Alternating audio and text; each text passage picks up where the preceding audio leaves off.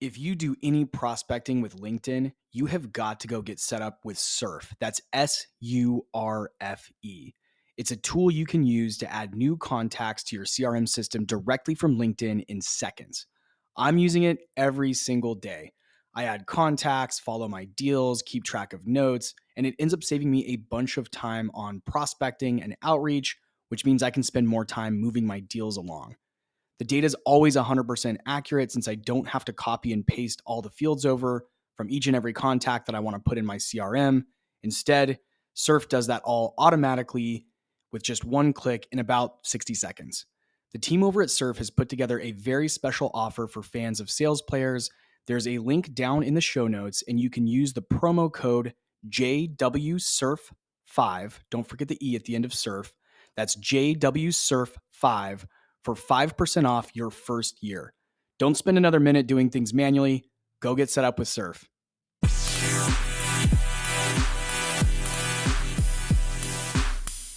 Right now, I'm in the middle of monsoon season where I'm at. It's actually pouring rain and we're probably about to lose power. So I'm going to try to get this recording out there as quickly as possible before I go completely dark for the rest of the weekend. So this episode is on the topic of knowing your worth and knowing your value as a revenue or sales professional in a tech company, whether that's an early stage SaaS startup or one of the bigger, more mature companies.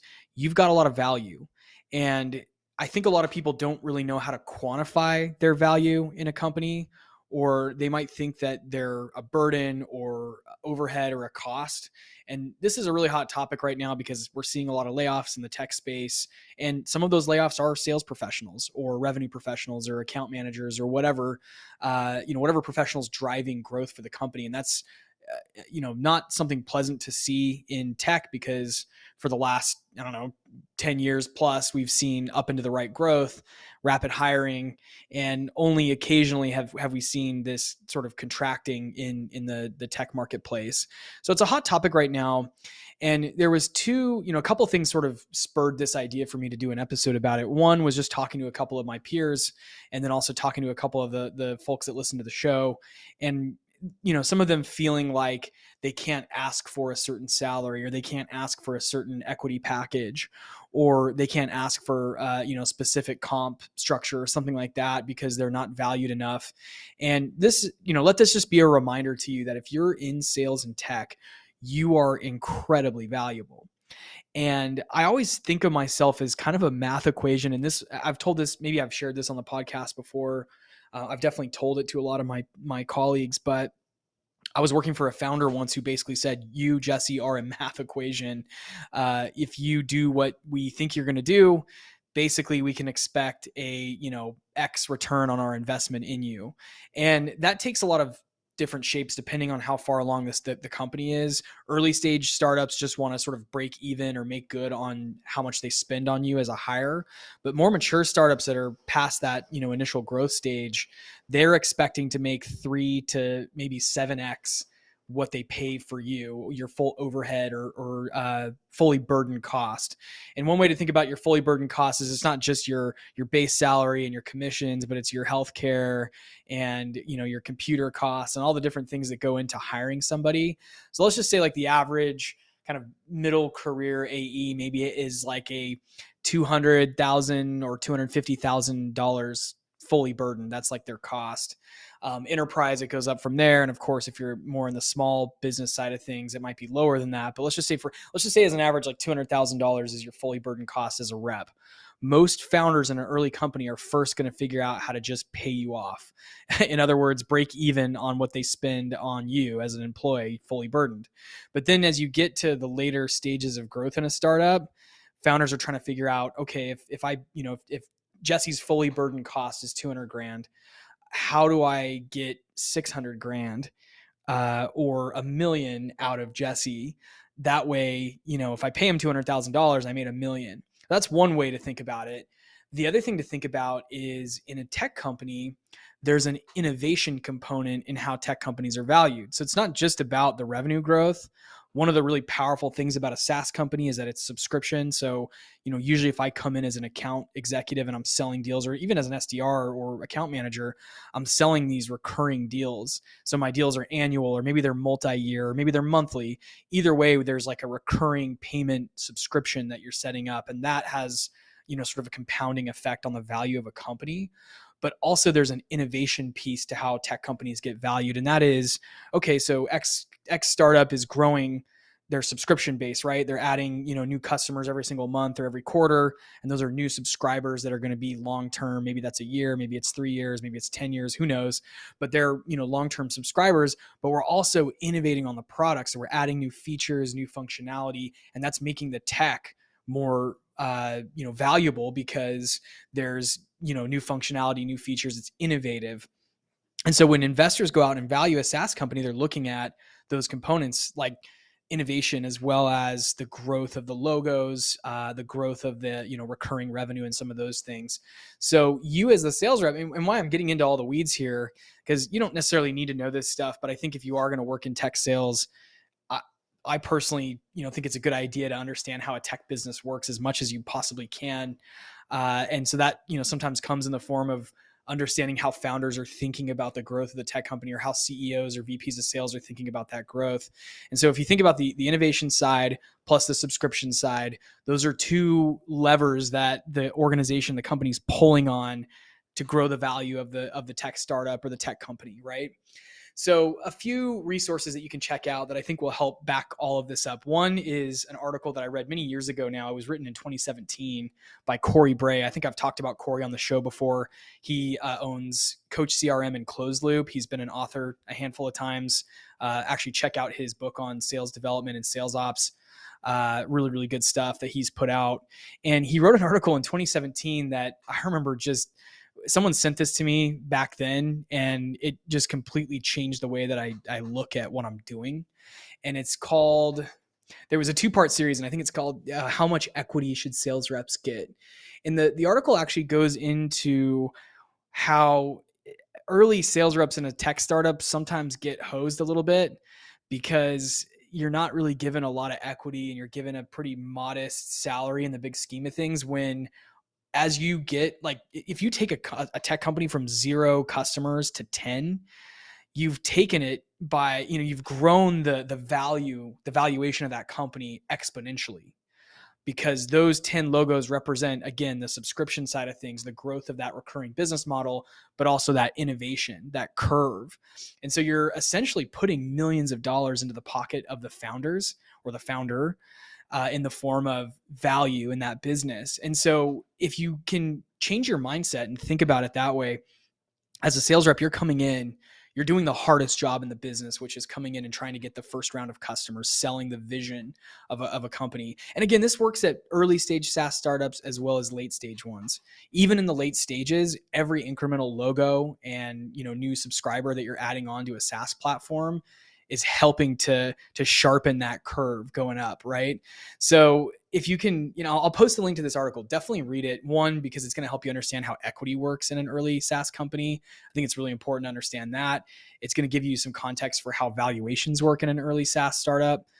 Or a late SaaS startup also, but it's just also going to show what kind of lever you are in this business, how valuable you actually are. You're worth millions to these founders. So don't be shy when you're going in to negotiate a salary or a compensation package. Don't be shy if 6 months into an early stage SaaS role, things aren't going how you expected them to go, and you're not getting the resources you need to be successful. The onus is on the founder to help make you successful. It really is. And if they're not willing to do that, then you need to have a frank conversation with that founder or your, sales leader or whoever it is to help you get to that point, because you are truly valuable to this organization, and you're worth, literally millions of dollars in the pocket of the founder if you're successful in the role. So that was one resource that I'll post here that I thought was pretty interesting. And then also, the CEO of RepView, and I've talked again about RepView a lot on the show, posted a LinkedIn post this week, and I'm actually just going to pull it up right now so I can almost read it verbatim here. But it was on the topic of sort of opportunity cost for having a sales rep leave or churn from a tech company. So let me see here. I'm looking at his LinkedIn here. Okay. So I'm just going to read the post because I think it was awesome. And it was, again, this is all a reminder that you're very valuable. You have a lot of leverage in your role, whether you realize it or not. And so again, hopefully some of these resources back it up with data, because I'm just sort of speaking from general knowledge about the tech space, but this is, both Corey and Ryan share some really great data to back this up. So here's Ryan's post. Ryan Walsh, CEO and recovering CRO. He says, but he's the CEO of RepView, which I've again talked about. It's a kind of a database of what the best companies are to work for if you're in sales, and they have a bunch of other categories, which companies pay the best and some of those different things. Definitely check out RepView and sign up. So his post says, you're way more valuable than you realize. I heard from a senior rep recently that their sales territory shrank, and their comp plan cut. And guess what? They're looking. Shocker. I ran the numbers to show not if this was a mistake by the company, but how big of a mistake it was. This shows the impact of an 80% rep leaving. Now, 80% being, let's just say they were kind of average, achieving about 80% of their quota. If they left, imagine what your top reps are costing you. If you have someone who's overachieving in the organization, what does that cost the company? So if an organization truly believes the business will be better off with higher attrition based on having more reps, more quota coverage, smaller territories, take a look below. A lot of leaders out here not playing the long game. Happy to share the updated version. Drop a comment below. So he's got like a spreadsheet that he pasted into this LinkedIn post. And it has, it's got a bunch of assumptions around the rep specifically, but it's what if the rep had a $600,000 quota? And what if you have 35% of your reps churning out of the business? I don't know if you can hear the thunder, but again, I'm getting drenched over here in a monsoon storm.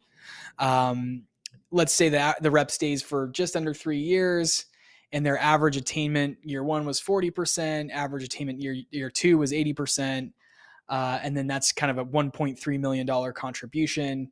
And let's see, average total customer relationship tenure. Let's say the average customer in years stays 8 years. And that revenue contribution per rep is around 10,834,000. So again, it's not going to make sense for me to read off all these numbers.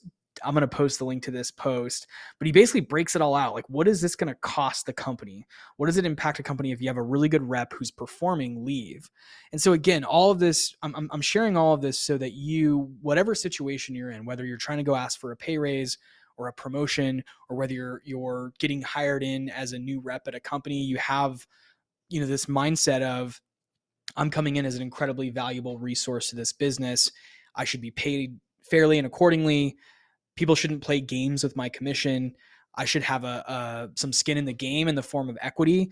But basically what he's saying is, even an 80% performing rep, the revenue impact is $2.4 million. So if you lose a really good rep, you're, $2.4 million goes down the drain. And I didn't read through everything here, so I don't know what the time interval is on this, but the bottom line, hold on, it says hiring. Yeah, it takes 3 months to hire a new rep, and it's just going to cost the company that much in losses. So yeah, I'll post these. Just moral of the story is, know your worth, know your value as a tech sales rep, and realize that you've got a lot more leverage than you probably think you have, because you're incredibly important to the business, even if you're not overachieving. Now, the goal behind my show is to help you get to a point where you are overachieving in your role. So if you are an overachiever, you've got even more leverage. But even if you're not a top achiever, you still carry a lot of value in a tech business because of those levers, right? The growth, the logo count, revenue growth, and the innovation curve as well. That's going to help increase the valuation of a SaaS startup or a SaaS mature business. So hopefully that helps somebody out there who's kind of thinking through some of these things. But I thought I'd take a moment just to make sure and give you your friendly reminder this week that you're very valuable. There's actual data and numbers to back it up. Go follow Ryan Walsh and Corey Bray on LinkedIn. They have some of the best content. I've followed Corey for years. I've followed Ryan for about a year or more, and just love the data-backed stuff that they do. And with that, have a great weekend, and thanks for tuning in.